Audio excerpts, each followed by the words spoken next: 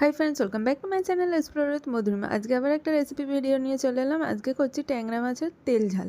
তো তেল ঝালটা একদম যে খুব বেশি ঝাল দিয়ে দিচ্ছি বা খুব তেল দিয়ে দিচ্ছি সেরকম না, একদম নর্মালভাবেই করছি। তোমরা চাইলে সেটা মডিফাই করতে পারো। আমি ফার্স্টে ট্যাংরা মাছটাকে নুন, তেল আর একটু সর্ষের তেল মাখিয়ে কিছুক্ষণ ম্যারিনেট করে রেখে তারপর কড়া করে ভেজে নিয়েছি। তারপরে কড়ায় সর্ষের তেল গরম করে কালো জিরে ফোড়ন দিয়ে তার মধ্যে পেঁয়াজ বাটা দিয়ে ভালো করে নাড়তে হবে যতক্ষণ না তেলটা ছেড়ে আসে। এবার পেঁয়াজ বাটাটা ভালো করে নাড়তে নাড়তে তার মধ্যে দিয়ে দিতে হবে নুন, হলুদ আর কাশ্মীরি লঙ্কা গুঁড়ো। তোমরা যদি আরও লাল টাইপের রঙটা চাও তাহলে এখানে শুকনো লঙ্কা বাটা দিতে পারো। আমরা অতটা রিচ খাই না বলে দিইনি। তো এখানেও কালারটা ভালোই আসবে। আর আরও যদি লাল রঙ চাও তাহলে শুকনো লঙ্কা বাটার সাথে টমেটো পিউরিও দিতে পারো।